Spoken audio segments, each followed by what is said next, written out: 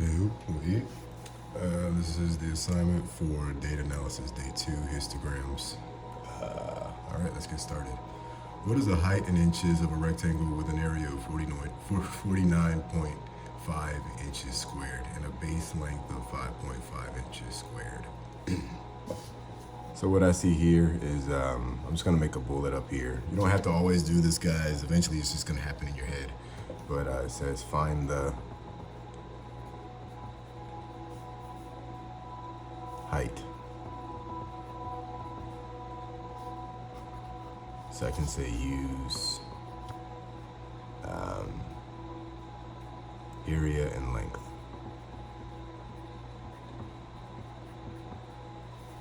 Well, length looks a lot like height. Wait. So the formula for the area of a rectangle is equal to length times width. Right? So we have the area, and it looks like we also have the width. We're just looking for the length. Oh, excuse me. We have the length, we're just looking for the width. Right? The base length.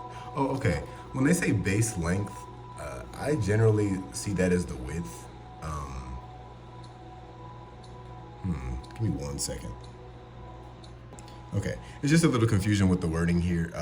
It says base length. I look at this as like the width because a base length is a width of something. It says find the height. I see that as the length. Sometimes you're just gonna have to kind of play with the words and see if they fit in your formulas. But the area of a rectangle is length times width. And we are given its area, which is 49.5. And we are given, in this case, its width. So I'm gonna say that our length is X. This isn't a ratio problem, so I can't put my units out to the side like I'm used to. So I'm just gonna mark it as such. 49.5 inches squared is equal to a base length of 5.5 inches, so I see that as the width. So they want us to find the height. In this case, find the length. So X inches times the width, which is 5.5 inches. All right, I want to divide because what's the opposite of, I want to get X by itself whenever I see a mystery number, right? Always get your mystery number by itself. And I see 5.5 here. So the opposite of multiplication is division. And if the goal is to get X by itself, then I want to divide by 5.5 inches. That's going to get rid of that. What I do to the right side, I must also do to the left. 5.5 inches. That'll get rid of one of these inches and all of these inches, right? So now we just got to figure out what 49.5 divided by 5.5 is. And that is doable. So let's just, I'm running out of space here, but you guys are always free to just come over and use your composition notebooks to figure out certain bits of information. And if you all want to give that to me to show your work in some instances, that's fine too. I'd actually prefer it. So yeah, let's figure that out. We've got 4.9, so top in, bottom out, 49.5 inches squared, 5.5 inches, right? Whenever you're dividing with two decimals like this, move this decimal on the one on the outside until it makes a whole number here. And then however many times you moved this, you'll also move this. So I moved this one time to get a whole number, and I also moved this one. Even if this one does not come out to be a whole number on the inside, the goal is to get this one on the outside to be a whole number. Got it? All right, so that changes to 55 divided by what? 495.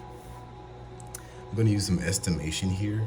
495 is close to what number? I'm gonna say, well, that's close to 500, right? 55 is close to 50. So how many times is 50 going to 500? And then I don't have to go through this long process of saying 1 times 55 is 55. 2 times 55 is 110, and so on and so forth, you know. I can do this. This is fine. this T-chart is fine. But if I want to go a quicker route, I forget about that for a second and I use estimation. This is called estimation. This is close, just round it to the nearest number in notches of fives. So 495 is closest to 500. 55 is close to 50. Let's see, yes. And then if I'm not mistaken, I could also round that up to 60, but I'm gonna round, I could be mistaken there, take that with a grain of salt, but I'm gonna round down to 50. That's just easier to put into 500. So using estimation, how about this? How many times does 50 go into 500? Well, about 10 times, right? Because 10 times 50 is 500. But we're looking for 495, so let's go a notch down. So let's use our actual value, 55. Let's go times 9. And that's 45, and that's 49. Excuse me.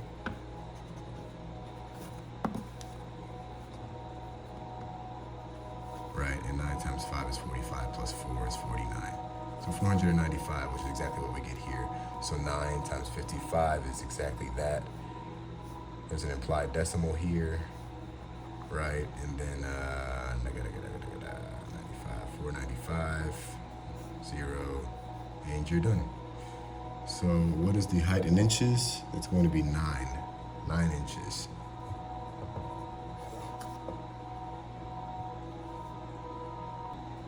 Okay, next one is,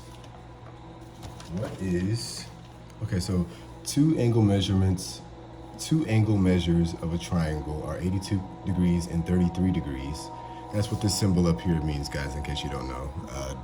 A degree is that little circle, superscripted up from your base number. What is the measure of the third angle? The angle of a triangle, the formula for that, and along with unit measurements, I'm also going to hang these up around the room. Just what you're going to expect as far as formulas to determine the area of a rectangle or the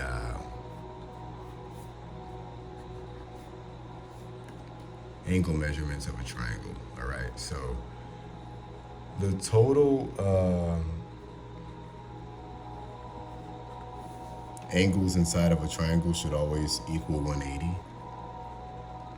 right? So total angle is equal to a sum of all three of the angles. So all three angles must equal 180. That's the rule for triangles. All three angles must equal 180 degrees. So if that's true, then 180 degrees must equal 82 degrees plus 33 degrees plus x, which is the last one they want us to find. So I'll say 180 degrees is equal to, well, what's 82 plus 33? Well, that's 115 degrees plus x. Remember, I always want to get x, my mystery number, by itself. So yeah, I'm just gonna, what's the opposite of addition? Because I see an addition here, coupling this number with the x. I want to get rid of it. I want to get the mystery number by itself. So the opposite of addition is multiplication. Sorry, the opposite of addition is subtraction, just like the opposite of division is multiplication. That's what I was gearing up to say. So you want to subtract 115 from each side. And now we know that, so that gets rid of that. And 180 minus 115 is going to be 65. So 65 degrees equals x, and that's our answer. Okay, guys, so the next problem is going to be introducing a method that I had explained to you all in a previous video that I said wasn't too necessary. This is a frequency table. It helps you make dot plots, and in this case, it'll help you make a histogram. So a frequency table is just basically counting up these notches and putting the number over here. So these are in intervals of, I want to say 19, right? Yes, these are in intervals of 19. 0 to 19 is 19, 20 to 39 is 19. Okay, 19, I see 19 here. Let's see, the frequency for 0 to 19, let's see, a survey was taken for a number of minutes, so this is going to be students, minutes, frequency of students. So I see 7 students here. I see 5, 10, what's that, 13, yes, 13 students here. I see 40 through 59 is going to be 6. This is 3 and this is 1. All right. Now we're going to say our highest value is going to be 13. So we can put our 0 to 19. This is going to be our minutes on the x-axis, and this is going to be our frequency of students on the y-axis. Again, I like to start at 0 as always. If our highest number is 13, can probably do notches of 5. But given that we have a few,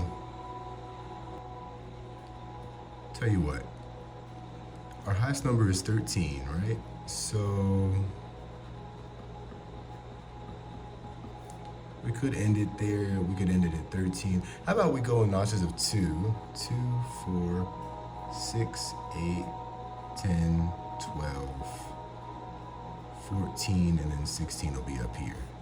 That way we get a more accurate depiction on our histogram. So, yeah. So use the data to create the histogram. We're going to say 0 through 19 minutes were recorded at a frequency of 7 students, so just above the 6. 2, 4, 6, so just above this line, and I can come all the way over here. Oops. Bring it down here, erase this. 20 through 39 at 13 as a frequency, so just above your 12 right here. 40 through 59. Remember, you're going to squish histograms together. It's not like a normal bar graph, right? So 40 through 59, that's going to be 6. 60 through 79 is going to be 3. And 80 through 99 is just going to be 1. Okay?